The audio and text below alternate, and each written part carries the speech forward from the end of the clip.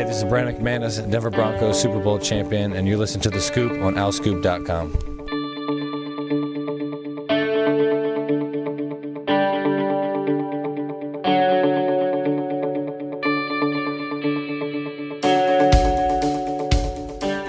Hello, everybody. Welcome back to The Scoop, Season 5, Episode 7. Put a little bass in your voice, like you were trying to order alcohol over the phone. Very white. I am 21 years old. That's what I have to do when I go up in person still. Oh, yes, this is my ID. Should we all use different voices now? This sounds terrible. That's smooth. Just keep going. Yeah. Smooth jazz. A yacht rock episode. Keep going. Yeah, anyway. I'm John DiCarlo. That's Kyle Gauss, Graham Foley, who was getting calls from random numbers as we start off the pod here. If you know Sophie/Sophia/Mina, let I me like know. Mina. Mina's a great name. I mean, I think this is probably your friends. Yeah. It could be a wrong number. Yeah. Somebody could have given her a wrong number. Yeah. And Graham's just Wait, this person claims to be number 3 or 4 neighbor? different people? No, she just giving hey, you might know me by She this. said it was Sophie and then Sophia and then Mina question mark. I'm not sure what she means, but It's probably like a find out. 13-year-old girl from like Upper Moreland that just got the Jesus, wrong phone Kyle. number and is now just like, hey, seriously, like, you know me as this, you know me as that. Uh-huh. Please accept me on Instagram. If I said the name Sophie B. Hawkins, do you know who that is? Susan B. Hawkins? No, Sophie B. Hawkins. That sounds No. 90s one-hit wonder. like a good Had the song "Damn, I Wish I Was Your Lover." Very good song. Mm. Never heard from again. Maybe she's looking to get into podcasting. Maybe this is our big In break. 2008, she endorsed Hillary Clinton's presidential campaign. Good. I want that to be like, that's like me endorsing somebody's Yeah. presidential campaign. Kyle Gauss endorsing Beto. And like one small newspaper is like forced to run it, like endorsements for Yeah. this candidate. Well, we're off to a great start. Thanks for joining us again. A lot of stuff going on. Temple's game with Maryland this coming Saturday just got more interesting. The Terps, in case you have been following at home, are off to a 2-0 start. They're ranked 21st. They are ranked for the first time since 2013. So we'll be talking plenty of football as Temple prepares to play them. They're coming off a bye week. Got some basketball recruiting tidbits to pass along. Nothing has changed in terms of Temple picking up any verbals, but we'll have some names for you again. Some of the same names we've been talking about, just updates with those guys. Plenty of mailbag questions. We'll keep our eye on Graham's phone to see who else calls. Just saying, she also had another top 10 hit called As I Lay Me Down. I remember that song. Okay. Then she had 2 songs about walking. Walking in my blue jeans and walking on thin ice. Was she walking? If you're walking on thin ice, you shouldn't be in your blue jeans. Yeah. You should be in like I Yeah, get snowsuit. pretty Better than decked out. shorts, Snowsuit, at yeah. least. I do a snowsuit over Remember on. Walking Memphis, Morricone? Yeah, oh, That's a great song. Yeah. They said, she said, "Darling, are you a Christian?" Wait, she said, "Darling, are you a Christian?" And he said, "Ma'am, I am tonight." Yeah. Yeah, it's a great song. A great song. You know the song, Graham? I don't. No. You'd recognize it. Anyway, Yeah, I think I used it as a headline a couple years ago. Graham Walking sings. in Graham Memphis. sings. Maybe we could have him do a rendition of it. Oh God. It'll be like in Superbad where it's like, it's These the brother eyes? with the beautiful voice. He's, When they do Superbad These was on. Eyes, that's a tremendous part of that These movie. eyes. Superbad was on my TV as I left my apartment to come record this podcast. How about that? Yeah. What a moment. Full circle. Yeah, Mhm. circle of life. Anyway, let's talk about this Temple Maryland game. We'll get to predictions in a little bit. So we thought Maryland would be good. Mm-hmm. Now they look really good. Yeah. One of the things, and we'll maybe play the it's up on the site right now, but for those of you who haven't seen it, well, maybe we'll just play the Rod Carey presser in its entirety. It's a little less than 15 minutes long. Again, his press conference is a little Shorter. little to the point. Yeah, shorter to the point. He comes in, more he disciplines people that He need to be disciplines disciplined. people. Yep. And Yes. then he talks about pretty much everything you want to talk about. Yeah, and then you said before we started recording that I said You said you and I yeah. with University of Northern Iowa, and he didn't coach there. He coached at NIU, Yeah, which it's like yeah. you said you and I, and then like a 6 And he second corrected pause. me as I was talking. I didn't even hear it. NIU. I just Yeah. kept going. But yeah. My apologies to Rod Carey for that. But hey, if it was Jeff Collins, he wouldn't even acknowledge he coached somewhere. John, appreciate the question, bro. Anyway, I was going to mention something about the money down thing, but we'll talk about that another time. How we've noticed that reporters down there see this stuff as if it's happening for the first time. But anyway, So exciting. I got to use my Times the Flat Circle gift, so I was pretty happy about that. you use that more than anybody else I know. That's McConaughey's like crowning role. Really? It's a he's a phenomenal performance. He's just. What movie is this? It's not. It's True Detective, the series on HBO he was on. It's him and Woody And he Harrelson. just says time is a It's flat time is a circle. flat circle. Everything that has happened or will happen is continuously happening. We have an update. Sophie asked, "No, is this Mina?" When I said you have the wrong number. See, so she's trying to get in touch with Mina. With Mina, yeah, and I'm not Mina. No. No. So maybe that's why she hung up when I picked up the phone and said "sup." That's hilarious. No, sorry, People sorry, are Sophie. going to love this. Anyway, talked about. We'll play the Rod Carey press conference for you in a few minutes here. One of the things that struck me, or maybe strikes me about Rod again, they're 1-0. They beat Bucknell, coming off a bye week. He seems to. He talked about this, not get too high or too low about things. He said, "I do sleep." He said, "I don't lose sleep over stuff." He said, "Yes, you turn on film with these guys and you're like, gosh, they are pretty good." But it seems like he kind of wants to emulate this thing of like, hey, we respect our opponent, but we know we're pretty good too. I guess every coach strives for that, but he seems to be pretty level-headed going into this game. I think that he's trying to get his players to believe, okay, you beat Howard 79-0, you put 60-plus up on Syracuse, they're good, but probably somewhere in the middle there. Let's see what we can do Do we know here. Syracuse is good? Yeah, I don't know. I mean, maybe Syracuse is overrated. Obviously, they're scoring points at an insane clip. That game was over at halftime. Josh Jackson has found a groove through his first two games after transferring to Maryland from Virginia Tech. Defensively, I think they've produced 11 and a half sacks, so they've been able to apply some pressure on defense as well. Anthony McFarland's a good running back. Maybe we'll play this Rod Carey press conference for you. This is from we are recording this on Tuesday afternoon. This is from his weekly Tuesday press conference. They didn't have one last week because of the bye week. So this is Rod Carey just being asked about the game, being asked about some injury updates. You'll hear him being asked about Kenny Yeboah again, just Maryland in general, the team in general, and then we'll react to this on the other side. If I had to burp. All right. So, obviously, bye week last week, we got it on the road, recruited. We got ahead on the game plan. And got some rest and relaxation for the guys. So, really, those three things were accomplished last week. Now we're back into it. This week, full prep mode. We have 2 games on them now, and you saw, obviously, a little bit more from them in the Syracuse game than you did in the Howard game. So, you tweak the game plan a little bit, but really in the end, it's so early in the season, you're just going to do what we do, and they're going to do what they do, I would suppose. And we're looking forward to it. Obviously, they're a good opponent. They're executing at a high level, offense, defensively, and special teams.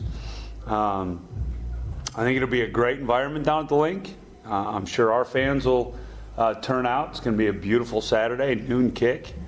So have done with the game for the fans, and then still have your Saturday to do something with.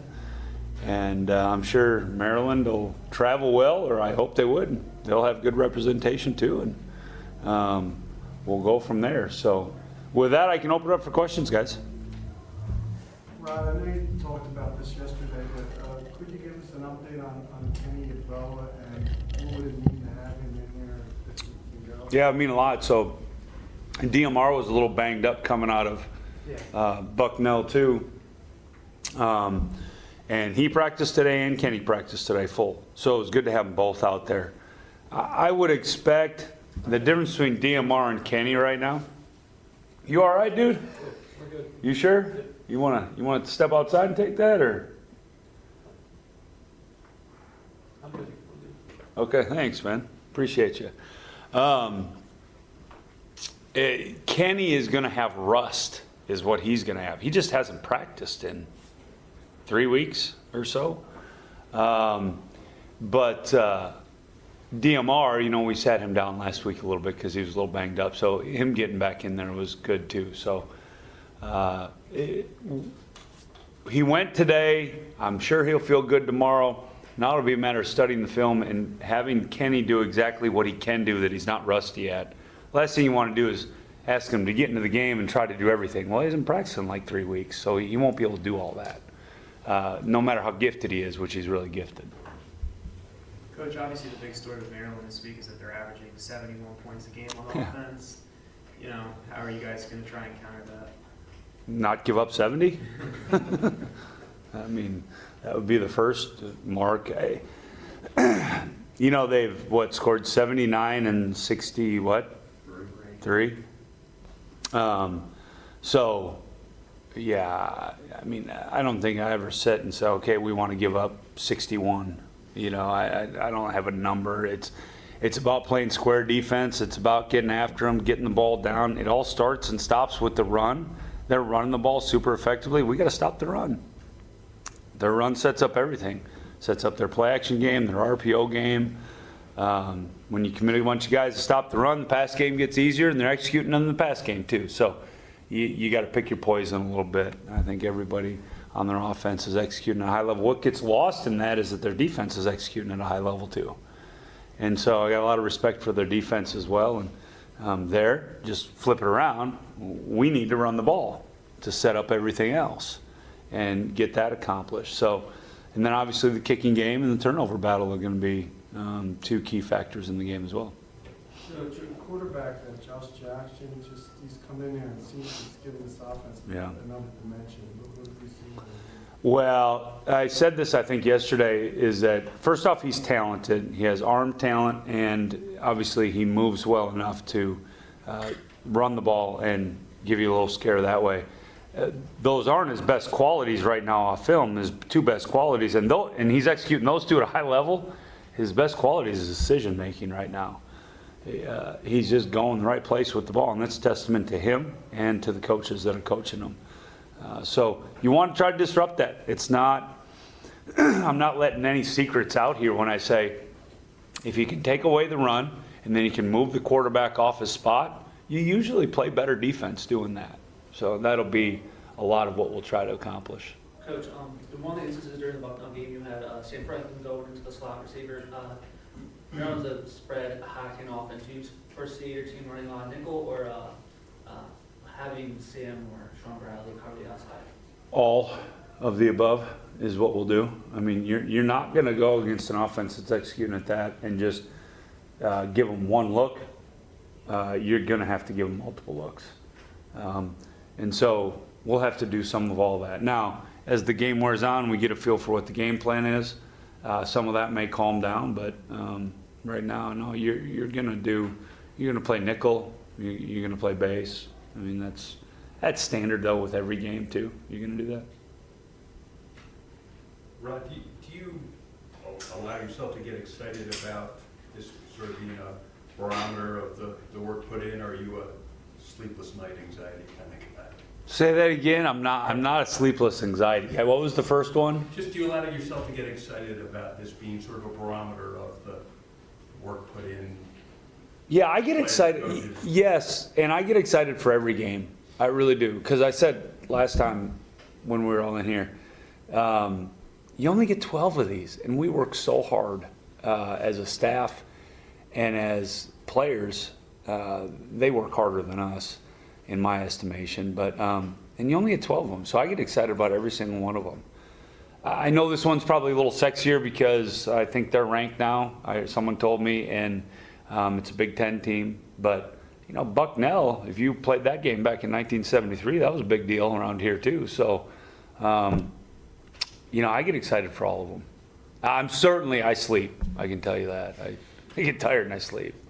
Where does that come from, Rod? Because some coaches are openly like, I turned on the film, and maybe even if they're saying it for show, they're like, they kept me up at night, I crashed on the couch in the office. You don't seem to be that way. Where does that come from? Was it a coach who influenced you? Is that just your personality? Yeah, I mean, you're probably a product of how you grow up. I mean, like, one thing I hate doing is talking about me, right? I mean, you learned that about me a little bit. I mean, I don't know where that comes from. It's probably a product of how I was raised and, you know, how we just live our lives. And so, don't get me wrong. You know, like you're turning on the film and you're sitting there, your guts are turning a little bit going, holy cow, you know, I mean, at first glance. But then you get into it.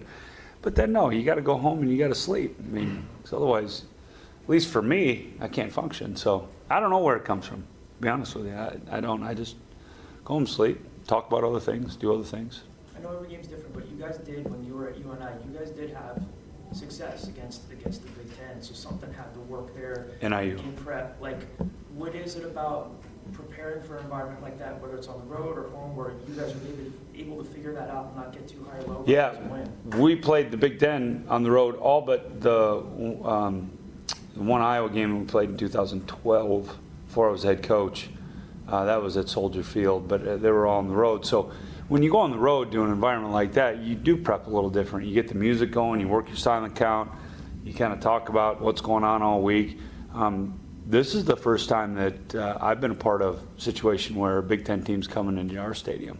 And that's exciting in and of itself. So I don't know that we have talked about that. Well, I know we haven't talked about my past and our staff's past. Every game is so different. Every situation is so different.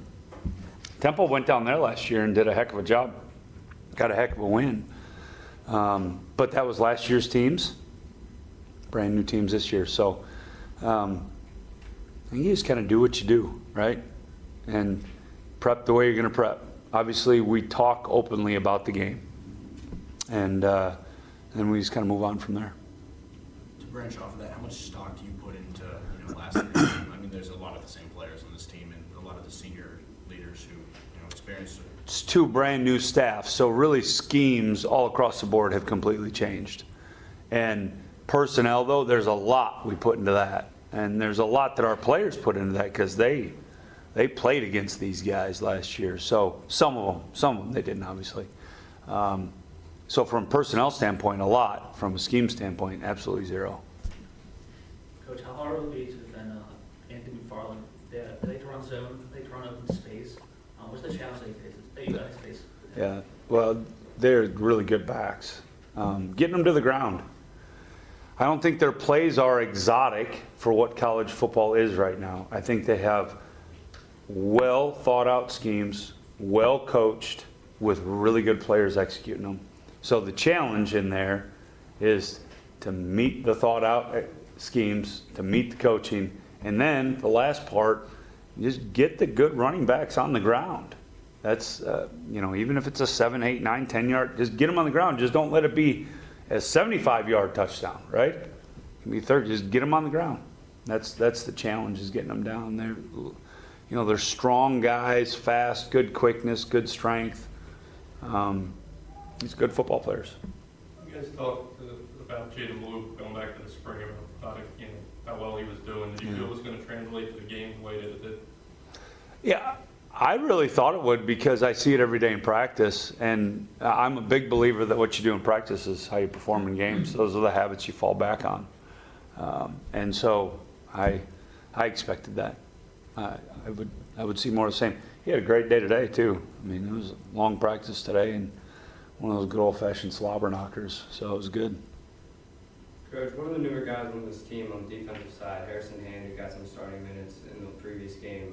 Can you just talk about the addition to him? You're new to this team, he's new to this team. Just the ability to plug in a guy like him as a transfer, going into this game with a team that scores over 70. Just how important is it to have a guy like him as your team? Yeah, well, he brings a certain air of confidence, and I think the corners, really the top 5 corners, I really like the way that they're confident. And when you're talking about confident corners, here's what you're talking about. People with short memories, okay? And so that they can let it go and line up again, no matter what happened. If they got a pick, if they got a tackle, if they got a PBU, or if they gave up a bomb. And I like the way that our corners go after that. And Coach Brown is doing a really good job with those guys out there. And Harrison obviously is right there in that discussion with Freddie, Braz, Trey, and Linwood. I like the way that those guys are competing and the confidence that they have. Right on defense, have they been able, from what you've seen on film, have they been able to generate what they've generated in the pass rush by just kind of straight up rushing, or have they been I know that against Howard they're probably not going to have to show much, but last week did they blitz a lot more, or was it just kind of straight up just beating guys off the ball? Well, the first thing they do is they disrupt your timing outside. You're going to see quite a bit of man-to-man from them. You're going to see some zone too, but they disrupt your timing outside, which buys them an extra step inside to get to the quarterback. And so I think that the scheme works really well together. And then you couple that with, I think they got some dynamic edge rushers, some really good edge rushers that can bend the edge and also not just run around you, but they can go through you. So that presents a problem as an offensive lineman, right? You're worried about this dude who's faster than me running around me, but yet if I just sell out and try to go get him, he's going to go right through me. So I think it's a combination of those things. What's your game plan for defending Keandre Jordan? He has 3.5 sacks in the season. Presents himself on his edge rusher. Yeah, well, you're not just going to be able to block him with one person, right? You're going to have to. There's only a few ways that you can, and we learned this from having Sutton because we saw every scheme known to man last few years at NIU. There's only a few ways you can really stop a dominant edge rusher. And that's, double him with some old linemen, double him with a tight end and a tackle, or double him with a running back and a tackle, and maybe move the launch point a little bit. Those are what you can do. So, along with run the ball, right? Because then you're not throwing it, and he doesn't have a chance to get you in a sack. So, those are the things. We're going to have to do all those things. And he's a really good football player. And the other guy on the other end is a really good football player too. So that presents another problem, is that you can't do that to both sides all the time. Because then they can go ahead and double team you on the outside. So you're going to have to pick your spots, know situational football, know when you can do what you can do and how you can do it. Was that a good answer or no? Yeah. Okay. All right. All right. Thanks, guys. Appreciate you. All right. So, again, Rod kind of seems to strike the balance there of somebody who obviously respects his opponent, but he keeps talking a lot about, I'm happy with the way these guys are prepared. I'm happy with the way they've prepared since the spring. He was asked the question, that these guys are averaging 70 plus points a game. What do you do to stop that? And he said, not give up. Not give up 70 points. Yeah. We have reason to believe they're good. Maybe Syracuse was not as good, but what jumps out to you about this Maryland team? 71 points a game of scoring. Sure. Sticks out. Obviously. I think beyond that, it's a team that's, especially on defense, has gotten a lot of interjection from transfers. I think the Mike Loxley thing is already starting to pay some dividends with that. The whole thing with Loxley was always that he's going to come in and he's going to recruit well, and then they'll figure it out as they go. And then to that point, it's worked out. I think normally when you expect 71 points a game, you expect them to be air raiding it and bombing it out. That's not what they like to do. They like to go tempo a lot, but with running. I think they give you a lot of different looks with running. They're averaging 335 yards a game on the ground. They're only giving up 36 yards a game on the ground. They haven't turned the ball over once yet. I think it's impressive. I would put in the caveat that, I think Mike Loxley was also trying to run up the score big against like Howard. I think he wanted to be able to market that, hey, we're averaging 71 points a game. I don't think it was enough to him. They wanted to go 2-0, especially with somebody like Syracuse, where Maryland's kind of competing with them a lot with recruiting. So he wants to run it up and say, this is how much of a difference we are with them. If I was an outside person on here, if I was a Maryland fan, I'd be terrified of this game. I think this game sets itself up as an ultimate trap game. Because Maryland's starting off 2-0. They're nationally ranked for the first time since 2013. They have a bye next week, and then they host Penn State. Yeah.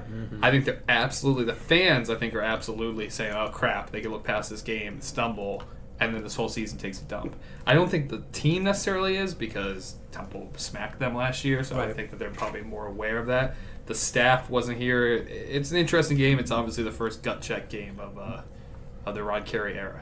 Yeah, and I think to that point, watching that game against Syracuse, I was thinking this is just absolutely perfect for Temple, because what I thought was that this Maryland team was kind of underrated going into the season, and that they weren't going to be ranked coming into Temple, and it was just going to look like a loss to a team that's still sputtering. And instead, now you have that ranked win if Temple does get the win. But I think a lot of what they did to beat Syracuse too was just yards after the catch, and I think tackling is just going to be massive for the secondary, and I think that's going to be the biggest test for the Temple defense. And on offense, you're probably just not going to be able to run the ball, so it's going to be a lot of up tempo, relying on Russo to make the right throws. So when you say they're not going to be able to run the ball, do you think that just defensively Maryland prevents you from running the ball, or do you think because Maryland's offense is going to put points that the running game might fall to the side? I think it's going to be a little both. I initially say it as Maryland's defense can stop the run, and that you're probably not going to be looking when you don't have Reichwald Armstead in the background, in the backfield to try to run it first. But also, it's going to be a high-scoring game, I think, no matter what. I think the most interesting thing to watch for will be that it's been 2 weeks. One of them was a bye week. let's see how much Temple unfurls now in their game plan. They didn't have to do much of anything to beat Bucknell other than to just line up. Now that you get the ball in space more to Isaiah Wright, you get the ball more in space to Ramon Davis. It's to compensate if they are really that stout up front. Again, we'll see how good was Syracuse. Howard wasn't very good, obviously. If they can run the ball, that'll be a good thing. I agree with you. I think this sets up to be a little bit of a scary game for Maryland. Obviously, they're very, very good. But, Temple has a chance to really go into this game without having shown much. They have a new staff. Loxley has his new staff. I do think that they're going to get a little bit more creative with the game plan, and they will be able to run the ball a little bit better than we think. Even if Jagger Gardner gets you some tough yards and soften things up, I don't think that they're going to suddenly abandon the pass. They showed that they were obviously ready to throw the ball a lot with Russo in the opener, but I'm not so sure that they won't be able to run it. But I think, again, one of the biggest questions will be like, this is an early test from Mike Uremovich. Anybody can say, well, it's not a conference game, but if you can win this one, go up to Buffalo and win. Like we've said, if you come out of this stretch 4-0, you could go on a bit of a roll. Obviously, it's getting way ahead of everything. But beyond that, I think you'll get to see how creative he can be with the game plan here. Or maybe they won't have to be too creative with the game plan. But I think that's one maybe slight advantage they have is that they didn't have to show much in that first week, and then we'll see what they can do here. Yeah, I mean, we keep hearing that maybe this was bad timing for their bye because it's the second week of the year. But, I mean, I think if it helps you, obviously. The obvious help is that it helps you with Kenny Yeboah getting healthy and David Martin Robinson getting healthy. And Kenny practiced again today. You're finally, healthy at tight end. What it also helps you with is exactly what you said. I don't think Maryland necessarily... I'm sure they didn't run their entire playbook, but I don't think they hid what they want their offense to be against Syracuse. I think you actually have a week's worth of film now. And Rod Carey said, which you just listened to, he said, look, at this point in the year, you just do what you do, and they do what they do, and you figure it all out. But I think but he also said we did adjust our game plan because I think you start to see things on what Jackson likes to do and what Loxley likes to do. Speaking of which, if you're Alabama, you're like, why the hell were we giving Josh Gaddis offensive play? Remember there was the debate, does Loxley hire Josh Gaddis run the offense? Yeah. Probably should have been Loxley. Yeah. But I think with that in mind... Didn't they both have play calling? I think at one point, I don't remember if they were alternating. I think Loxley ended up doing most of it. I think Josh Gaddis, once he got up to Michigan, that was the first time he'd run an offense fully. Okay. And it didn't look great. And it cost me some money. But beyond that... No, it's legal now. It cost me some money. I will say with my obvious journalistic integrity, I do not bet on Temple games, but I did bet on an Army-Michigan game. Beyond that, Temple hasn't shown anything. Well, I think they're going to run the ball more on this. I don't know how much success they're going to have. I mean, Maryland has only allowed 71 yards of rushing offense, but I think they're going to be able to run the ball a bit, or at least they're going to try. But I would agree that I think in the end this is going to be a high-scoring game. And just another kind of glass half full thing too is that Syracuse's offense is really the Achilles heel of what I think is still a pretty good team, and I think they'll probably find their way back to the rankings. They have an opportunity against Clemson, but they had two young players on the tackle position. They had a couple of injuries on there, 4 sacks, 2 of their turnovers were forced on the pressure. This is going to be a much better offensive line that Maryland's going to face. So I think that kind of pressure they were able to force won't be the same against Temple. Should we go to predictions? Or did you have some more Kyle? No, I mean, to be honest, the only other things that kind of stick out is, and it's 2 weeks, so it's really early. They're 121st in net punting and 111th in punt return defense. So special teams kind of need to be hammered out a bit in Maryland, it seems. Completion percentage, they're 105th Josh is in the below. nation. He's below 60. That just shows you how much college football's changed. Like his, it's like the old Donovan McNabb stuff. You would look back and be like, hey, he completed 54% of his throws. That's really good. Not in 2019. In 2019, in college and in the NFL, those completion rates are astronomical. He's below 60. I think he's good. I don't think he's all of a sudden some saver Heisman candidate. But yeah, we can do the predictions. Well, this is a game I think we're real quick. I mean, it might be an obvious thing to say. This is a game where I think you do need Isaiah Wright to shake loose a little bit more. I think he was moving around too much. Now, Bucknell looked like they just completely sold out to do whatever they could to stop him on special teams. He was clearly involved in the offense. We talked about that. Had a nice game catching the ball and was targeted, 8 times, I think? He had 8 catches. He had 8 catches. 10 times? 10 or 11 times. But in the return game, wasn't much of a factor. Now, granted, Bucknell had the punter was really good. Really good, yeah. Good hang time, good distance on everything. But this is a game where Isaiah Wright could certainly affect things and get him in good position, get him in good field position, or take one back to the house, whether it's through punt return or a kick return, but something to look for there where he wasn't a factor. Not to be too critical of him because they won easily, but all right, let's go to predictions. Who wants to go first? I want to go last. You always want to go last. So let me go last. You go first. We'll counterclockwise. That's fair. I never prepare my prediction ahead of time. I gotta start doing that. I kind of do, and I hash it out once I actually get in the room. I like to feel the aura of the room. Feel the aura of the room. Right now we have an open, half-open bag of gummy savers. We've almost devoured. A 3/4 eaten Chick-fil-A cookie. The Chick-fil-A cookies slap. They're really good. They do. They what? They slap. I knew that was. Oh no! I knew that was gonna get a come again. Yeah, that was a term I'd explained over at the office last year. Joe, it was funny. Yeah, it slaps. Is this where you say? I say for like songs. I'm not the target. I'm not the target. It's more for music. I've been using Boppa lately, and I think I'm too old to say Bop. I think you missed the curve too with Bop. Yeah. Oh yeah. Well, I've heard like this one's a banger. I definitely missed the curve. Like, yeah. Right. Maybe I have seen slaps before. Slaps, yeah. Usually people say like that song slaps. But like where I'm in a good position is like I'm still considered young for my office, and like obviously I interact with younger people than most people in my office. So like. If something finally finds its way to me and then Graham says, you're a little behind, I'm at the cutting edge in my office. And I'm like, damn, slaps, bop. Like, like bringing in all the slang. I'm not. I teach and I advise, and I'm not at the cutting edge of my office. So, I don't know. So, Chick-fil-A cookies slap. They slap, yeah. Okay. I'll agree. Anyway, back to my prediction. I'm going to go, I'm feeling at this moment, 31-28 Temple on a late Will Mobley field goal. Okay. They get in, they get in like comfortable range, like a 38-yarder wins the game. Like with like 7 seconds left, there's a late kickoff. They cover, that's it. Okay. I think that this is, again, I mean, I saw some of that Maryland game Saturday. I have no reason to believe that they're not a good team. Obviously, they came out against a ranked team and really just did whatever they wanted to. Like we said, that game was over by halftime.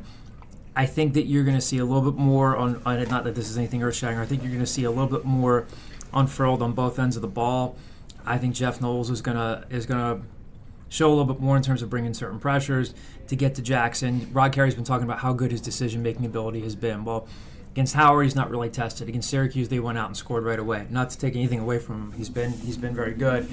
I think they're going to have to, as Rod said in his press conference, kind of just get him off his, for lack of a better term, like get him off his feet a little bit. It's not like, as you said, it's not like he's been completing 66, 67, 68% of his passes. He's sub 60% completion percentage. I think they're going to force at least one turnover. I think they're going to be able to run the ball a little bit better. Russo's got the ability to get a deep throw or two in. I see them overcoming a little bit of a hardship here, turning things around the second half, tying the game, and then winning on a game-winning field goal. I was also going to say game-winning field goal with the touchdown up, so I'll switch it up. I'll say 35-31. I also think Temple's going to win this game. I feel optimistic about it from a Temple perspective. And yeah, I mean, basically the same reasons you just outlined. I think they're going to win it. I think they're going to win with 5 touchdowns, and Maryland's going to have to settle for one field goal. Now, sorry to cut you off. Did we go, excuse me, it's a cough from this water. Did we go, that's not what my cough sounded like. You done? Anyway, I completely forgetting the predictions that we did a couple weeks ago, so I could be going against my predictions. No, I had them. I think you had them winning this. And you had them losing, right? I did. So are you going to stay with that or not? How about you finish your thought before we I'm finished with my thought. I'm finished with my thought, too. If you had asked me 4 days ago, I would say Temple loses this game. I predicted it before the season. I think because they beat Maryland last year, I can kind of see a repeat of 2012 where Temple went down 2011, smacked Maryland, but then Maryland kind of, instead of looking past this Chester game, Stewart, Evan Rodriguez game, yeah. Yeah, he goes 9 for 9, but they come up here. Chris Coyer-led team doesn't win. They made a late rally. I think they actually got within like 3 in the fourth quarter, and then they lose. Everything I've read this week, everything that's in the papers, everything that's online, everything that's on betting sites and CBS Sports doesn't give Temple a chance in this game. Everyone's saying, Maryland will probably be tested by that Penn State defense, but the Temple defense doesn't figure to be much of an issue. The Temple offense doesn't figure to be much. I mean, that's just lazy. And I'm not trying to sound like a fan. I think it's very lazy journalism. I agree it's very lazy. Right. At one point, I almost quote tweeted something because it was actually Rivals. Rivals did an article about college fantasy, and they said Josh Jackson's a must start in here against a Temple defense that doesn't figure to give Maryland much of a hassle. Temple held Maryland to 35 passing yards last year or something like that. Like, they completely shut it down. Mm-hmm. I think these Temple linebackers are going to be good. Maryland's going to come at you with 3 or 4 different types of backs. Josh Jackson is not much of a mobile threat on his own, but there's plenty of running backs go at you. I think those linebackers can withstand that. I think on defense, Maryland's going to try to, like Anthony Russo talked about a lot today, they're going to try to hit you with man against those wide receivers. I think those wide receivers are better than Temple's wide receivers are better than Tino Ellis and Marcus Lewis, Maryland's starting cornerbacks. Tino Ellis was targeted 5 times against Syracuse, gave up 4 yards for 96 yards and a touchdown. The other starting cornerback, Marcus Lewis, targeted 5 times, gave up 5 catches for 78 yards. You can move the ball against those cornerbacks. I think Anthony Russo has beaten Maryland before. I think he has a chance to come out here.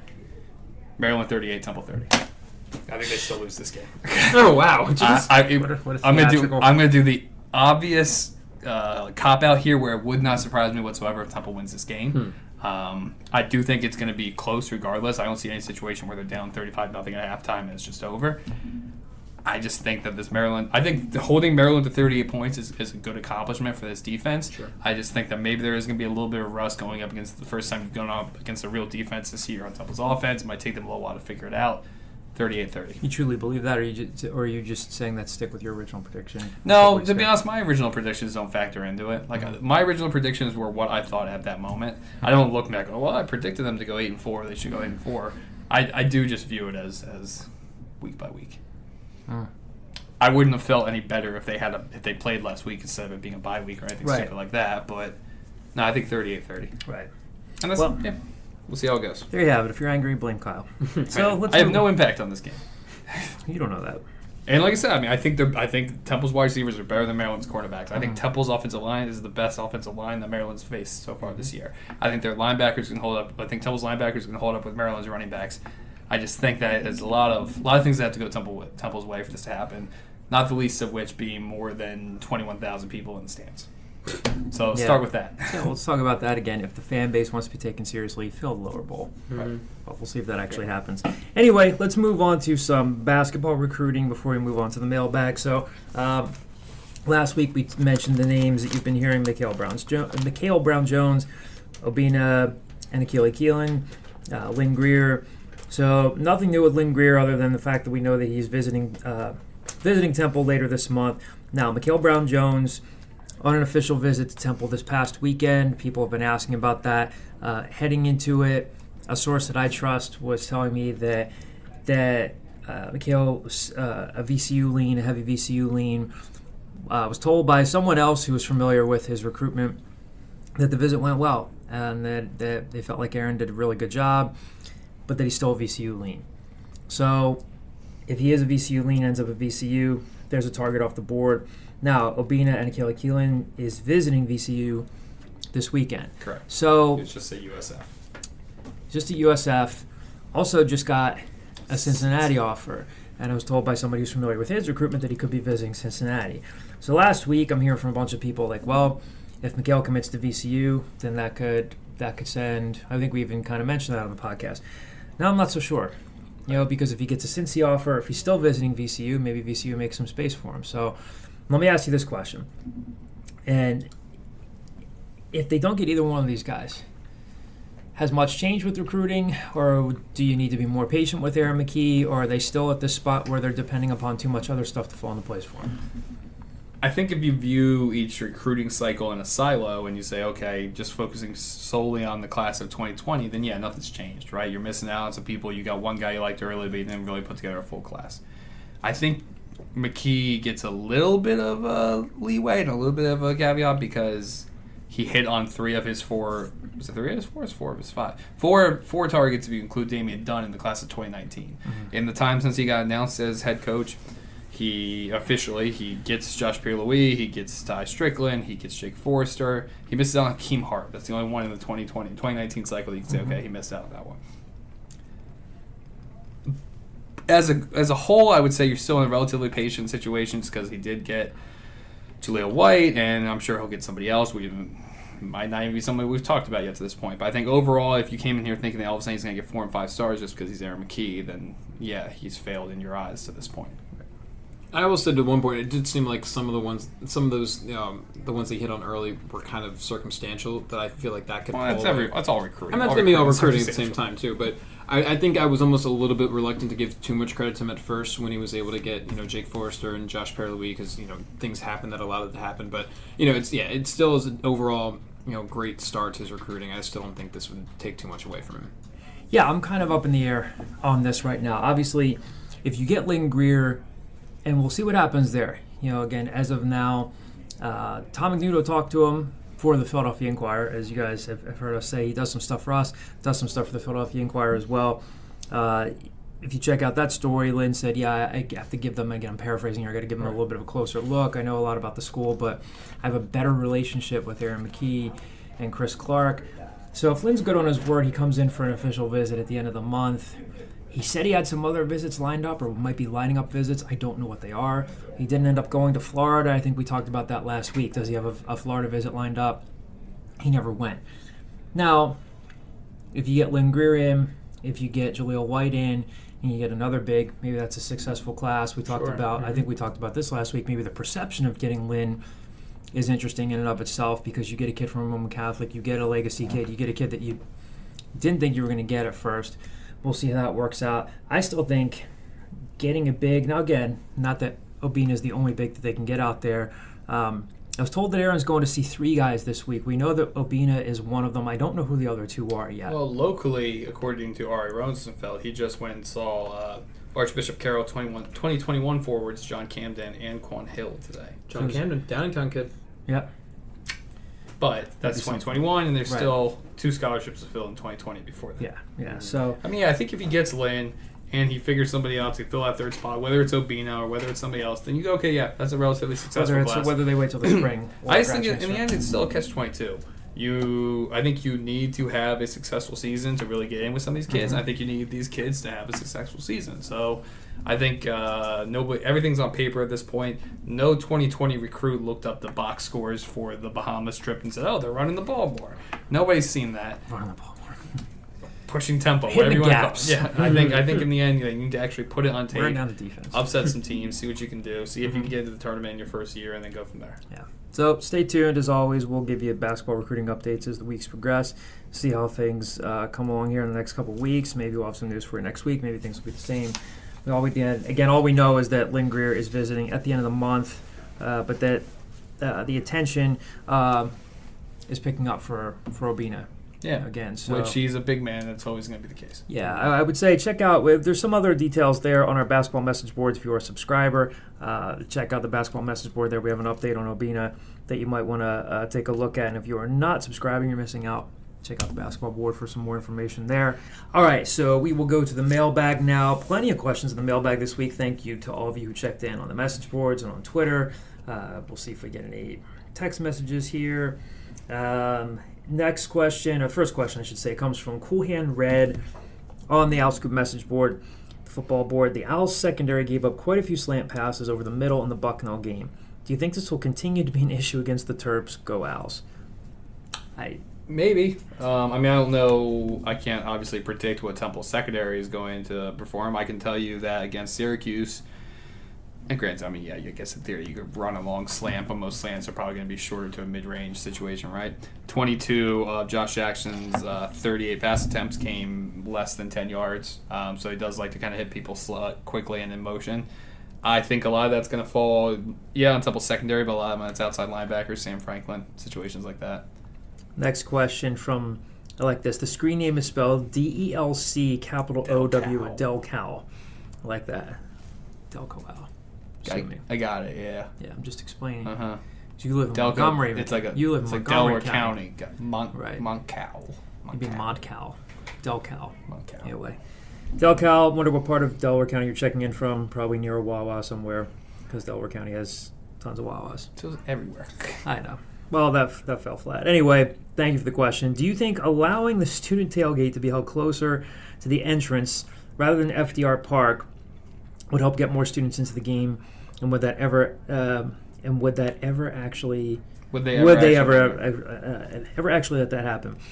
from what I understand, the students go to FDR Park because it's where they can go to drink tailgate. underage. Yes, this is not a Temple-sanctioned tailgate over there. Are you asking me, do I think Temple is ever going to allow there to not be police in Lot K and stuff like that? That's they don't control parking. Right.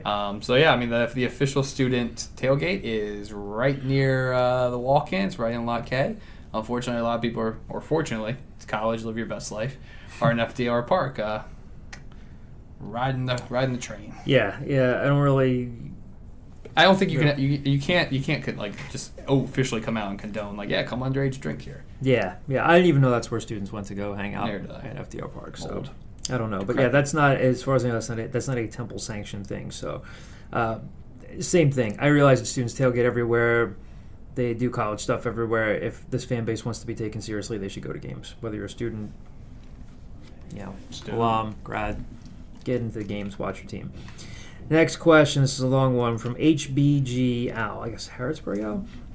Apologies if this was previously followed up / reported on, but a few months ago, the decor, paintings, pictures, decals, etc., in the football facility were removed for a refresh. Oh, this is fun. Let's do it. But we can, we can revisit this so we can clear this up again. Apparently, at the direction and more to the liking of Coach Carey. Almost immediately, many ex-players, alumni, and fans were up in arms about quote-unquote destroying the history and ex-player accomplishments. Talk of boycotting the program and not contributing followed. I think that's a little bit of a... Oh, anyway. Carey's approval rating took a hit for this without coaching his first game and without people knowing the redesign plan. Did you know that Carey had an approval rating? Yeah, apparently it went down because a huge influencer reported this. I use report very, very loosely. Yeah. Was the redesign completed? If so, were the accomplishments of the ex-players and program history restored in a way to make most people make the most of people initially upset happy? In the eyes of those who have seen it, is the new design overall nicer / better than before? This is a good one. So I'll say this: what Harrisburg Al is referring to here is a Temple football blogger who I don't even want to mention by name because he's just not the nicest man in the world. Yeah, doesn't always accuracy isn't his thing. Let's say accuracy and integrity aren't really his things. He did talk to a couple of ex-players. I'm assuming that at least one of them had gone into the building and saw that they had taken down some stuff and they're redesigning things, which every coach has done. Jeff Collins has done this, Matt Rule has done this, Steve Adazio has done this. Talked to a couple of ex-players. A couple of those ex-players talked to this Temple football blogger. He puts out a post on his blog, and instead of actually picking up the phone and calling somebody like an actual reporter would do, he calls on another reporter to do it, and he said, I'll have this reporter ask about it. Yes, they're redoing things at the football facility. I've talked to people about this. I was over at the facility yesterday. They are redesigning some things. No, they're not trying to destroy the legacy and history of ex-player accomplishments. Trust me when I say we have good sources on this. I've talked to a couple people about this. I was told the installation is to start next week on a lot of the new stuff, should be completed by the end of next week. I was told by somebody today.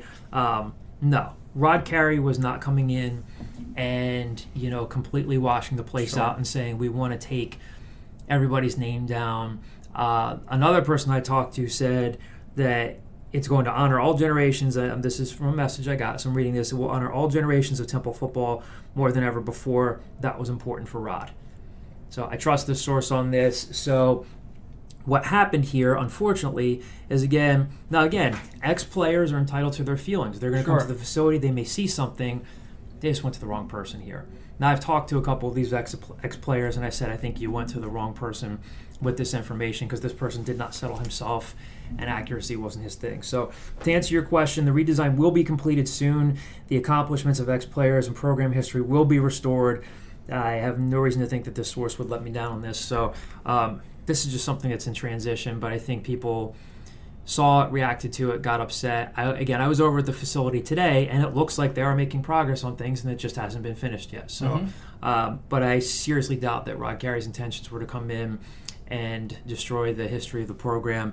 I mean, ever since the guy came in, and again, he's 1-0. He hasn't faced a ton of live bullets yet. I'm not trying to endorse Rod Carey as the best coach of all time at Temple, but He's come in and said, yeah, this program has to be player-driven. I'm not getting rid of the single-digit thing. We'll talk about something else here in another question. The guy's not coming in trying to destroy the legacy of the program. It's just not finished yet. Sometimes I just wonder if people, and that wasn't like a condescending throat clear. I was literally trying to clear my throat. Sometimes I wonder if people don't bother to like put things through the sniff test. Like, what benefit would it have been to Rod Carey to extend his middle fingers towards 100 years of Temple football? Yeah. Like, it made no sense then. It makes no sense now, and it's good because it literally was not based in truth. Right. Yep. So this again, the person who chose to put this out on the internet did not settle himself and fact check any of that stuff, and it spread, unfortunately. So here's where we are with it. So no. As I said before, just to answer the question, the redesign is supposed to be complete within the next couple of weeks. So every once in a while, you're hit with a little unexpected treat or surprise. So Graham, special guest, more than an intern, right? But Graham is interning for us in his senior year. Do you still consider yourself an intern? I don't know. I mean, staff member. I mean, he's a vital part of the staff. Still finishing up his senior year of college. Mm-hmm. Departed before the mailbag. A lot of people comes been in college back for 7 years. 7 years. I'm gonna call doctors. Well, Tommy Boy. That's all I didn't get that. I know Black Sheep lines more than I know Tommy Boy. When he picks up Tommy Boy at the airport, he's like, "Hey, you finally graduated." He's like, "Oh, it took you 7 years." He goes, "A lot of people would go to college for 7 years." Yeah. Oh, I forgot about that. They call them doctors. So Graham departed before the start of the mailbag. I look up at the door, and there he is looking back in. So Graham is back. Oh, you didn't even tell him? We were recording. Oh, that's this hilarious. This is a hot mic, Graham. I texted Kyle and I said my class was canceled, so here I am. So we've gone through three. We've gone through 3 questions. We just got through answering this one from Harrisburg Al, HBG Al, asking if the facility is eventually going to be redone because of people wondering if stuff was taken down from the facility. I know we talked about that one already. So sorry I couldn't contribute to that. That's all right. We handled it for you. The next question comes from DBlaze75 from the message board. Did the team sing high hopes after the Bucknell game, or did that go away with Coach Foley? Interesting question. Checked on this, and I was told yes. They did sing high hopes after the game. Zach Mazday led it. So again, here's and this is what I was talking about in the very next question. So, and again, who knows? Rod Carey could go 1-11 this year. We'll see what happens. Probably not. No, he probably won't. And a pretty bad USF team now.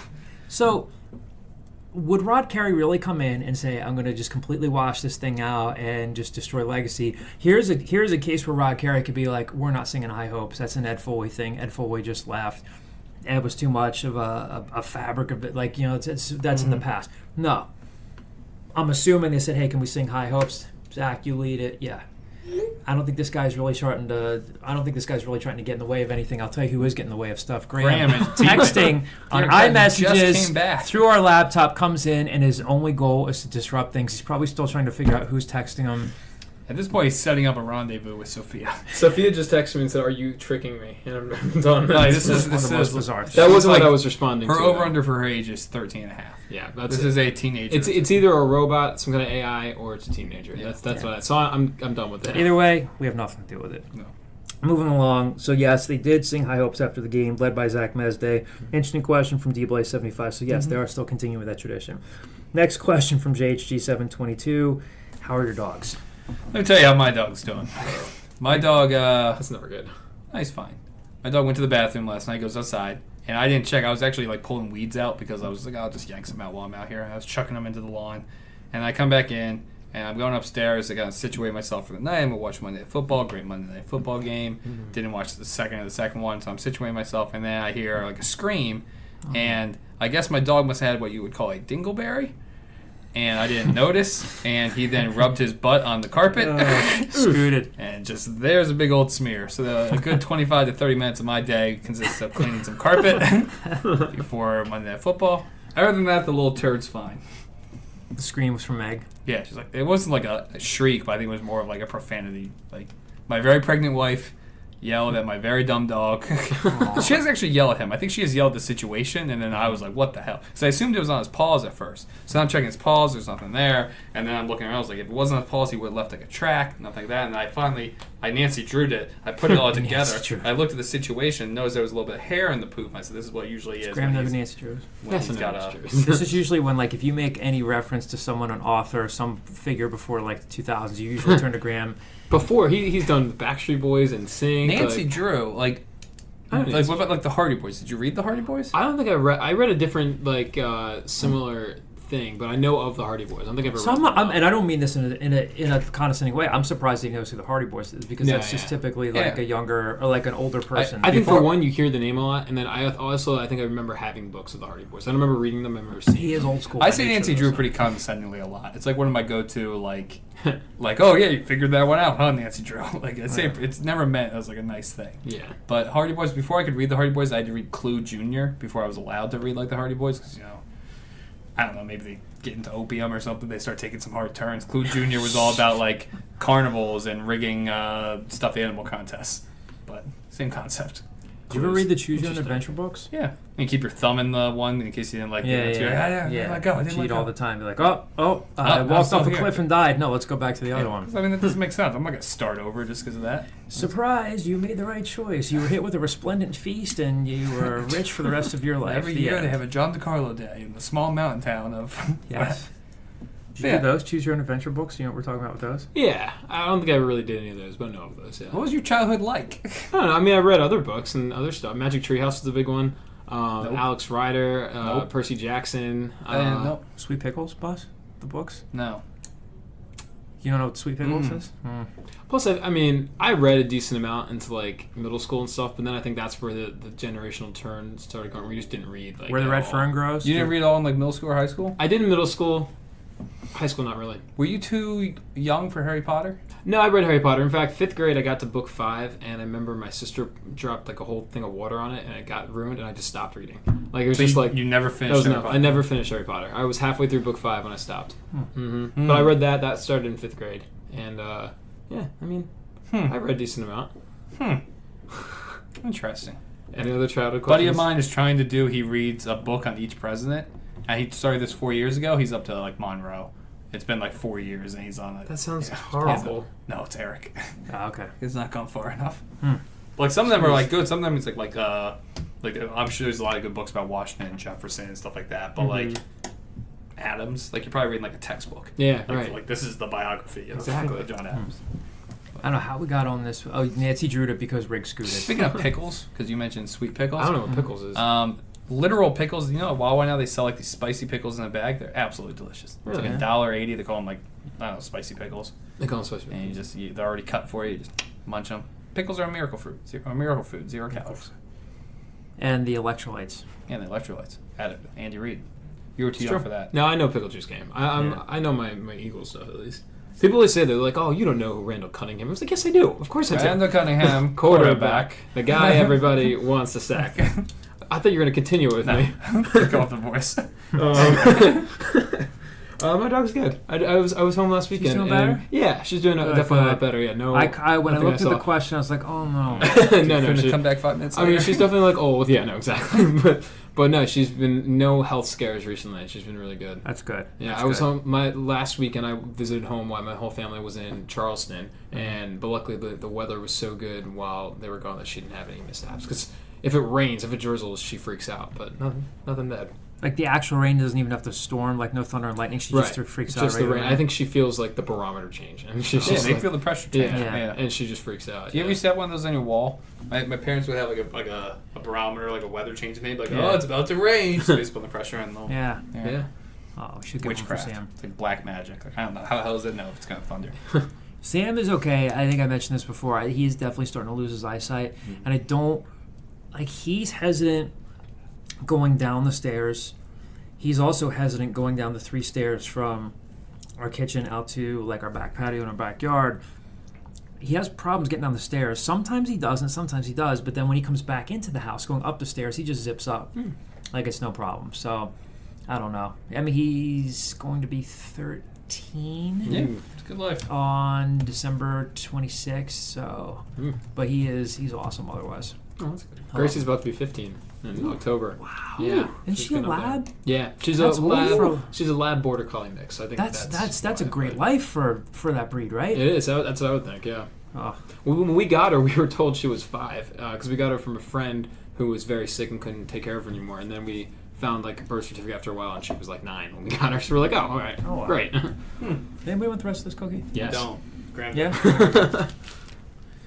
Thank Why don't you take that? Awesome. Moving on to the next question. Magster from the message board. First, are you still of the opinion Landon Obina will end up at Temple? Second, are we going?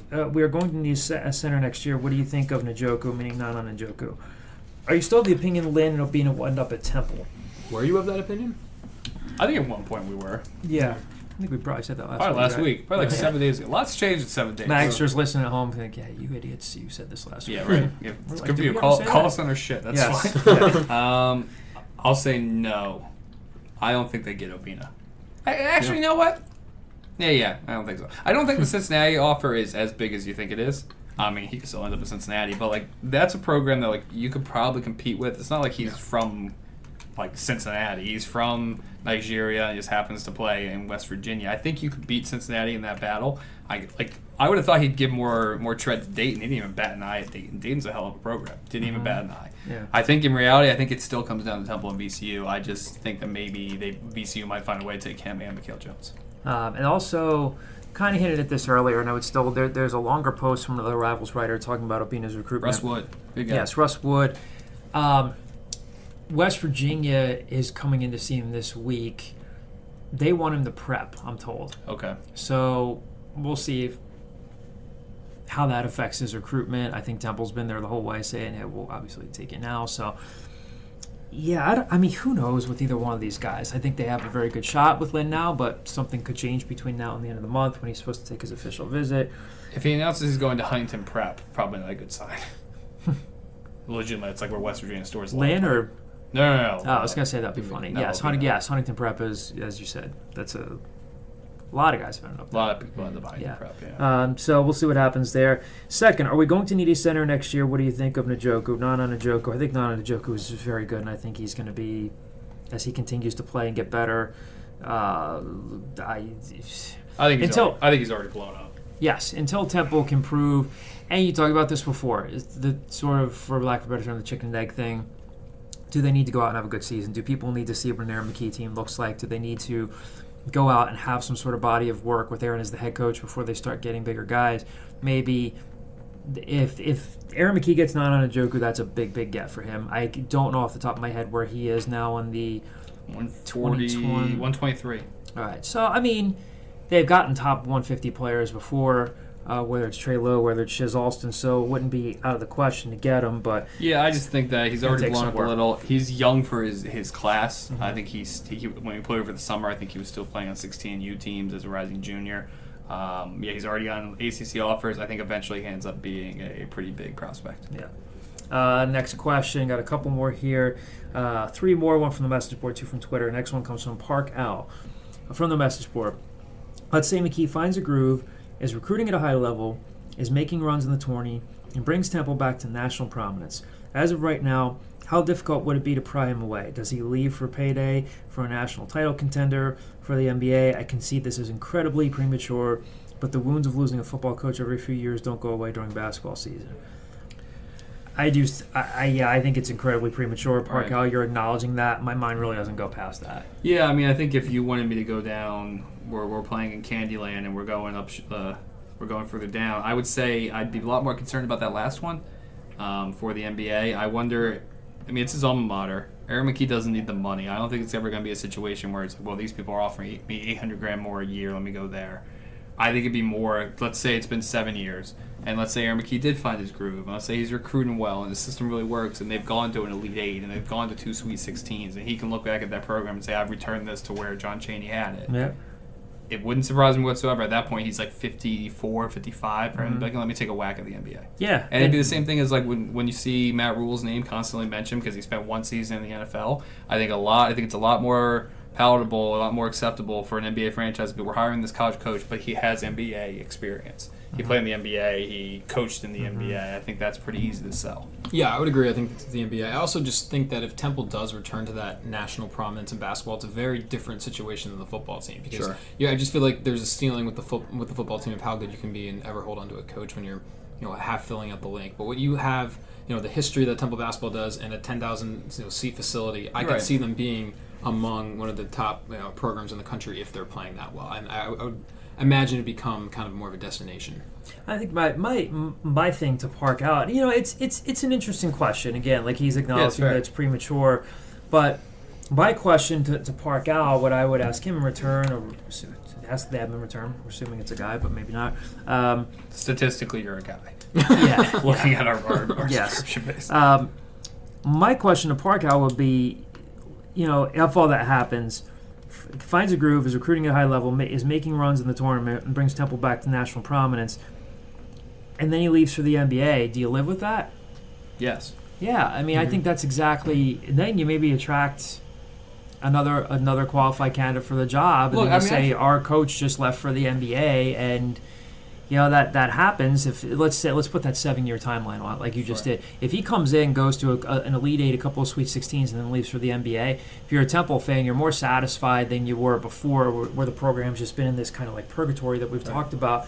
Are you sad to lose him? Yes, but you might be feeling more juice and might be feeling better as a fan if he leaves under those circumstances. Look, I mean, I think it was an attractive job last spring. I think if it had become a national search, it would have gotten some names would have been associated with it that would have surprised you a bit.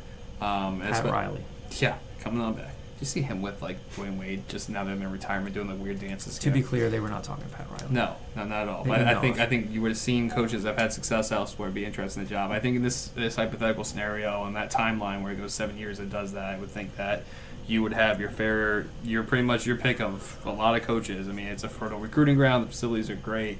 It's a job that has some prestige with its name. I don't think they would have had to really turn over a lot of rocks to fill that job. Yeah. Next question comes from North Broad at Irritated Al on Twitter. Is Matt Vendor coming back to the Scoop? He's missed. It's a great question. He is missed. And I miss our barbecue that never happened also. Yeah. I want to bring that up over and over again. Matt is still working for Al Scoop. He's also working in the real estate world now, college graduate. So. In case you couldn't tell by his new Instagram photo. Yes. I haven't seen it yet. I mean, it's a headshot. Is he standing in front of It's like the standard, house? like I'm in front of like a bunch of like very generic foliage, and like you're gonna blur out the green behind me, and I'm just gonna look very stoic.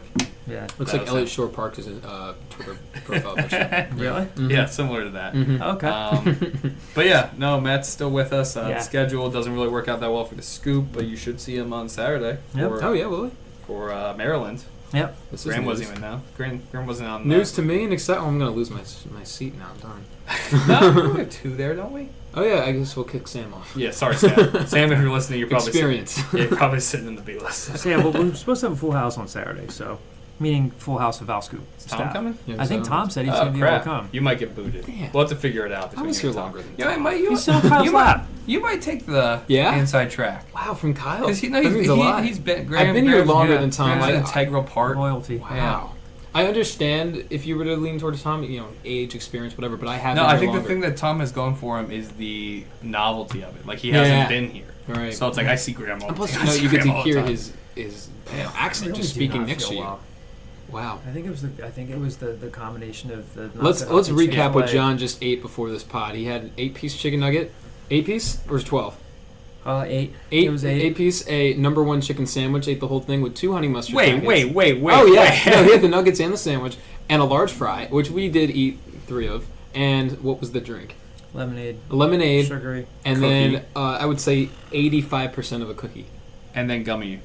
I didn't have any gummy life savers. Okay. Still though, like you can't. And I also had not eaten all day, so it was that bad. Like my stomach is shrinking up. Then like pigged out on that. As a person who treats his body like a temple. As an adult, I don't want to victim shame. But you're about to. But like you literally put yourself in a scenario. I walked in and said it was like 4:25. I was like, this is a weird time to eat lunch. Right. Not for Graham because he's about to go to class, which we thought was. No, I know it was meant for me. So it was a weird time to begin with. Then you ate 2 entrees. I've had 2 entrees. 5 meetings today. You ate 2 entrees. I mean, it's all goddamn day. I didn't come home and eat 2 fast What food is your entrees. personal profanity streak on the Scoop? Have you ever?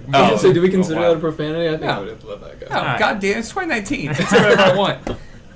You ate two fast food entrees, and you're wondering why your tummy hurts. 8-piece nuggets is not an entree. It is. They build a meal around it. You get it. I did not have 2 orders of fries. I had 1 order of fries. Large though. It's a 2 entree dinner, and in about 2.5 hours, if that, let's hope it's 2.5 hours from now, you're gonna pay. I mean, I'm not feeling my stomach. I got a headache. I just feel gross. Yeah, it's definitely related to that. I mean, there's no gas leak. There's nothing going on. It's you ate too much crappy food. How is it that you, when you lived with me, how did you eat so poorly and not pay for it? I was or did 22 you pay years old. I could have eaten cardboard and lived off of it. It doesn't matter. You can do whatever you want. And now I still kind of eat like that. And like treat my body like that, but my go-to phrase now is you don't lose the good years. So like if I'm taking off years from my life because of how crappy I'm eating, I had a good run. You know, today sounds is like a Steely Dan you see how lyric. this is palindrome week? Did you see that? Yeah. It's palindrome So week? it's more than a week, but from it's September like 10th through September 19th, if you go 091019, makes it's both sense. ways. Okay, And it won't happen again for another You 92 can years. put the O there, but yeah. Yeah, 91019. So it won't happen again for another 92 years. And I was talking to a fellow buddy of ours, and I said, a mutual buddy, and I said, is there any scenario where I have 92 more years? And before he could even respond, I said, if I'm being honest with myself, I got like 38 more years. That's standard Kyle fare, though, where you say, like, I didn't think I'd make it to 30. Yes, I thought I was you used to burning say the that all candle the on time. both ends. I thought eventually something would happen, and I wouldn't be here. You would say that around Meg. She would roll her eyes, and she would say to me, why does he say stuff like She that? still does roll her eyes at me quite a bit, but she's carrying my child. Very casual. January 2020. Yeah. She baby coming in. Another buddy of mine is pregnant. He was trying to convince his wife over the weekend to let him name his kid Tiberius.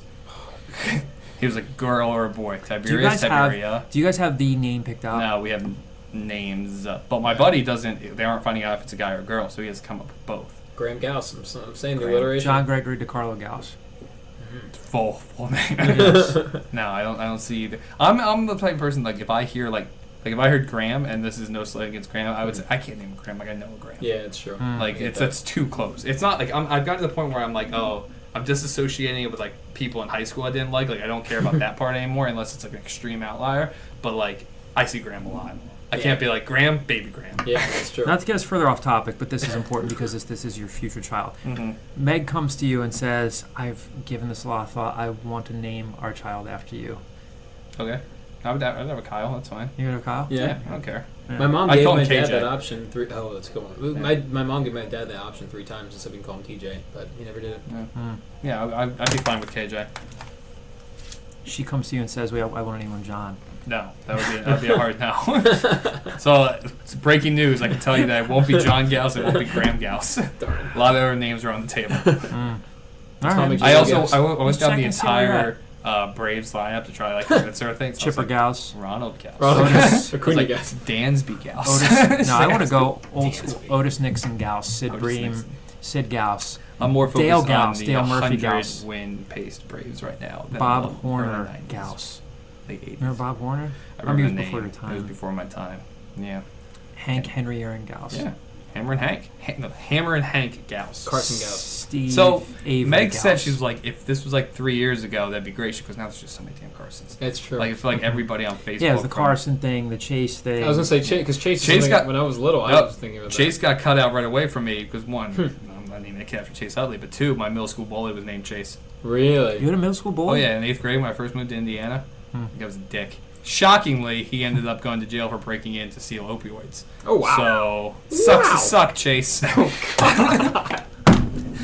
Didn't you say Al that Scoop's official. you used to, So you then used to in- ride around on your bike listening to Evanescence, So in being 8th upset grade, with the I world? would say here, if you wanted to break down Indiana, it was in Indiana, 8th grade, I was bullied.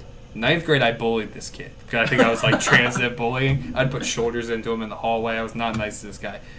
If we want to really get off topic, I came up with an inappropriate nickname for him after I found out that him and his girlfriend had a little fiasco. I started calling people. 10th grade, things had calmed down. I was a happier person. I wasn't bullying anybody anymore. I wasn't being bullied.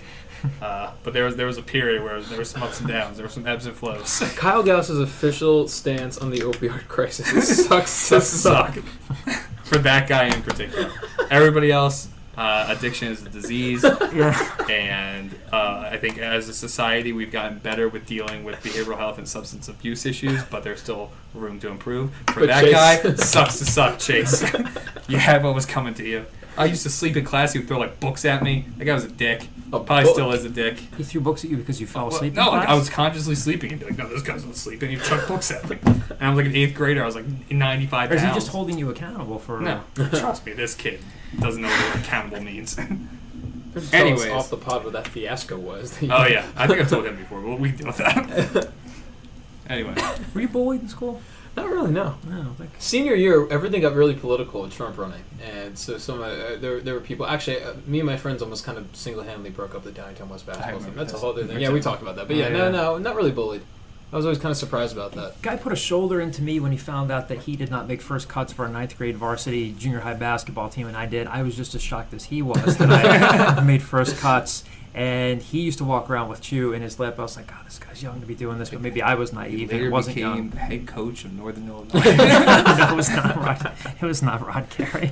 What if That Rod would be Carey great. just bullied you when you were a kid? Realized that he moved back to the I'm area. sorry, man. It was a hard time. I was dealing with some stuff, that'd be a great story. No.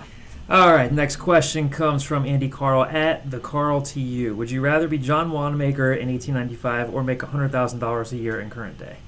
I like to say that I'm answering this under protest, as we had just about an 11-minute answer to this. That was deemed too extreme for podcasting. So now we are being forced to re-record. I will leave it up to... No, a lot of that's true. I will leave it up to your imaginations as to what was said, that went in what was referred. Directions that I did not expect. Yeah, towards the end I got a little off the rails. I think there were some valid points in there at times, so I think we all grew, we all learned. But yeah, let's do it over. All right.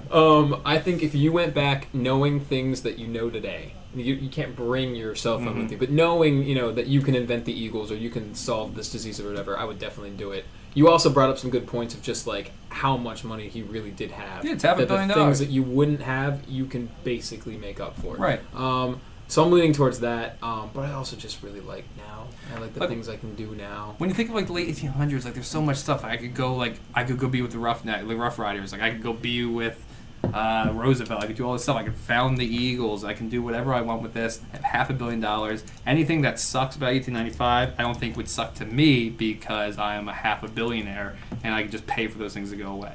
Oh, it's hot. Here's somebody that's just pouring ice cubes down my shirt once an hour. I don't think that's how you solve that. Well, air conditioning's not invented yet. Or, because, hey, maybe you take people away from air conditioning because, guess what, guys? In about 130 years, there's going to be something called global warming. Yeah. And we don't want to deal with that. Yeah, maybe you can stop global warming ahead of it.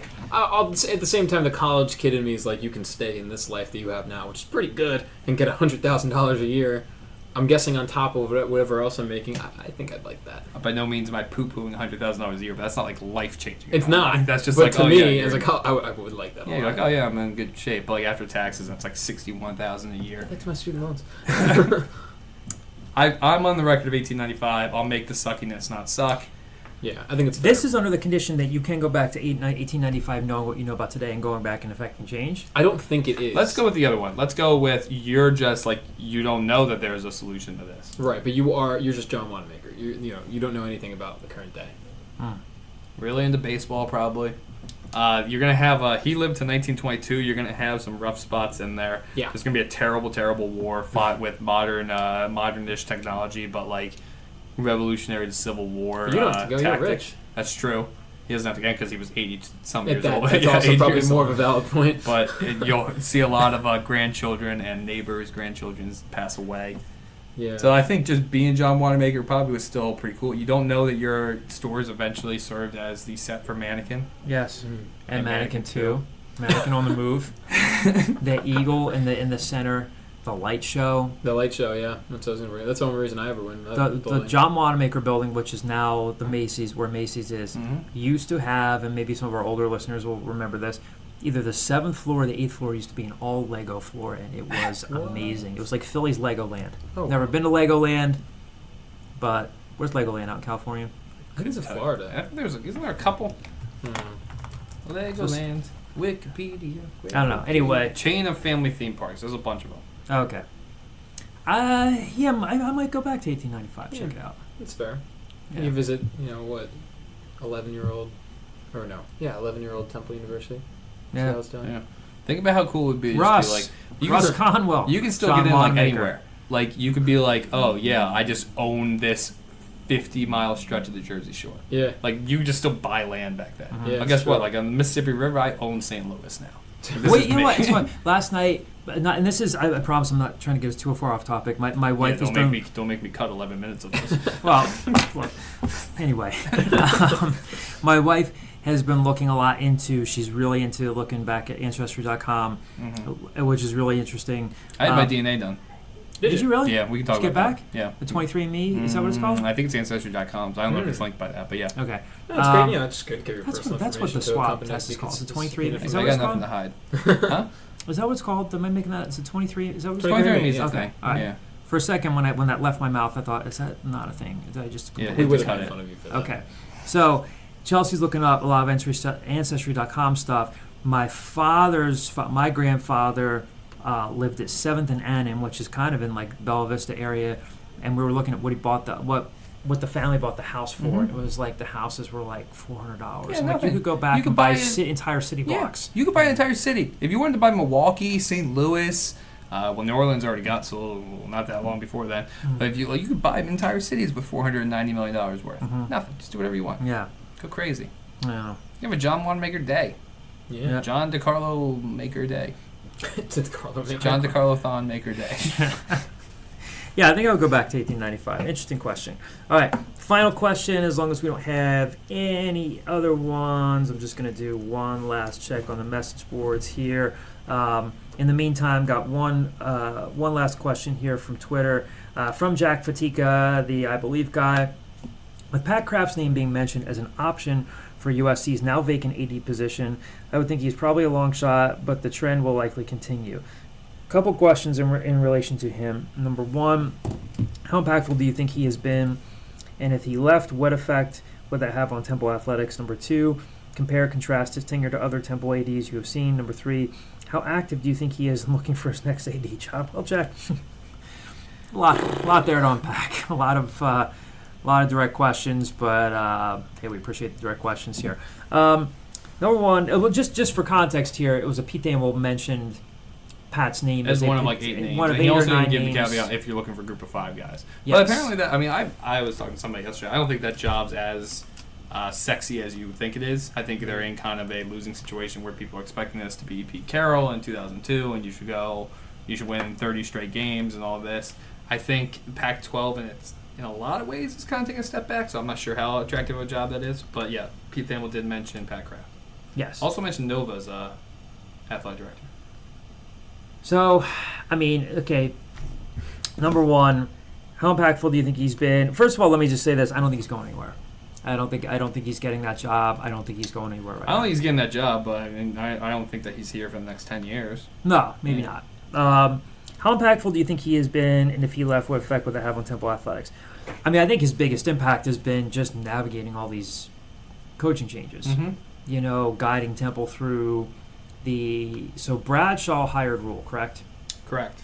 And then Pat Kraft has had to see the transition from Matt Rule to Jeff Collins to Manny Diaz to Rod Carey, just sweating that whole thing out, working through that. The Aaron McKee thing. So that's been his biggest impact. I think he's been relatable. I think he's had to kind of pivot in a lot of different directions. I think he's been approachable. I think he's been good for fundraising. I think that's been his impact. I wanted to have you guys weigh in on that as well. Agreed. Yeah. Thank you so much for that stunning insight, Graham. Nothing else. I mean, I don't know. I feel like I've been here 3 years. I don't know too much about Pat Kraft. He seems like a nice guy. Just a young buck. Yeah, I mean, I think a lot of things are still in the fold. I think we'll have a better idea of what Pat Kraft's impact is in the next 2 years. Sure. If a stadium gets built or something like that. Number two, compare and contrast his tenure to other Temple ADs you have seen. I've only seen 2. I mean, I think Bill Bradshaw's biggest accomplishment, obviously, was just guiding football through, really helping to save football because it was almost cut. You know, and that's public knowledge. That's been reported. You know, the Board of Trustees considered cutting it. They didn't cut it. I mean, Bill Bradshaw saw football through a very difficult time. It was almost cut, kicked out of the Big East. their affiliate member of the MAC, then a full-fledged member of the MAC, back in the Big East for a year. Bill saw the program through a lot. I think that will be, his lasting thing. He hired Fran Dunphy. Hired Al Golden. Hired Al Golden. Yeah. So I would say hiring is Bill's main thing. I don't think you can really give him that much credit for them getting back into the Big East. I think that was kind of, if you're going to say that recruiting is all about. It's not just one person getting that done. That's a university-wide I think thing. regardless, I think that a lot of that was desperation on the Big East side. I think it benefited Temple, but I think that, remember, West Virginia left early and they needed somebody that could literally play like that. Like 3 months later, you got to be in this conference, and they were. But I would compare him. I'd compare Pat Kraft as being more successful than Bill Bradshaw to this point, just with a lot of off the court, off the field stuff. Yeah. Number 3, how active do you think he is in looking for his next AD job? I mean, he's a younger guy. I'm sure that overtures have been tossed his way. I don't know. Without having Pat Kraft here at the microphone, I think it's almost kind of irresponsible to answer that question. I understand Jack's desire to want to know the answer to that question. Again, I'm sure when his name gets brought up, good for him. I truly do think, I agree with you. Has he at Temple the next 10 years? I don't know. He's a Midwestern guy. His wife is, I believe, Pat's wife is from Indiana. He's from Illinois. I mean, if a Big Ten job opened up in the Midwest that was a good job and a good fit for him, yeah, maybe that's hard for him to pass up at some point. But, I've gotten to know him over the past several years. I know he really, as cheesy as it sounds, truly, truly, truly cares about making a difference at Temple, wants to see Aaron succeed, wants to see, I think, anybody in his position would probably have a little bit of a chip on their shoulder, really wants Rod Carey to succeed after everything the program's been through with Manny Diaz bolting. I don't know. I'm sure if you have an agent will bring possibilities or the talk of possibilities around your way, but I think Pat would be pretty selective. I think he does like being at Temple. Again, I don't know if he's here the rest of his life, but that might just be where you are as a university. If you have a young, highly respected or a respected athletic director, that might be, you're going to have to fend off some overtures, but I don't know. I'm sure even if Pat were here, he's not going to talk about how actively or not actively he's looking for a job. But, if his name gets mentioned, it's good for him. But I truly do think he enjoys being at Temple. Who knows? You said, I don't know if he's going to be a Temple fan. Who knows if anyone's going to be anywhere for the rest of their lives? I don't know. It's deep. What's the one thing? Who's the person that ever said, it doesn't matter, we're all going to die anyway? Somebody said that lately via, I think it was a coach. It was like, nothing matters, we're all going to die soon anyway. Yeah. I Who said that? I remember seeing that, though. Let's end the podcast on a lighter note. It was a little dark. Okay. And Did you know that when John Wanamaker was born, he was in Grays Ferry, and that was considered rural and unincorporated territory? Wow. You know what I think about sometimes? I was thinking about this drive back from the shore on Sunday, about how, I understand, the main thing was because the river came in from the bay and all that, but, imagine, you're a European settler, and you land, and you decide, okay, I'm gonna sell my city, 80 miles inland. All that crap that you're driving through on the Atlantic City Expressway, just nothing. Mm-hmm. It's just woods and Native Americans and all this stuff that you're we gotta figure this all out. And you're literally just in this blank canvas. Jarring. Which way do you go? Maybe you build your city north. Maybe you build it south. Maybe this. William Penn did it perfectly. You got, Market and Broad that intersect right at City Hall. System. It was everything's great. Exactly. And it goes from river to river. Did you think I ever take an urban planning class at Temple? I did not. I took one as a summer course, and I talked a lot about that. Yeah, Philadelphia's really well. You get the 4 parks and the. It's a grid system. Yeah, it's a great. It's a grid system, motherfucker. We're keeping that in. Yeah, stop trying to cut things. We're not on the radio. The FCC doesn't give a shit about us. These people. This isn't the first time they've heard cursing. Graham was quoting somebody cursing. I'm gonna curse and also end the podcast on a lighter note. As you know, I have a class that Fran Dunphy teaches on Tuesday and Thursday mornings, and they're talking about how the best coaches and leaders are tough when they need to be and soft when they need to be, and how Fran's regarded as a good guy, but he has he can be yelling during games and stuff. One very courageous student in my class was like, my favorite Franism is when he yells during the game, "Hey, be a motherfucker!" Be a mother. And when he said it out loud, and Fran was just like, the Fran Dunphy said it. What did he say? And he just started laughing. The whole class was laughing, and he was like, "Hey, you can't say that in class," jokingly, but yeah, that was it. Be a motherfucker was said at 8:30 in the morning in my class. Well, seize the day. Carpe diem. Be a motherfucker.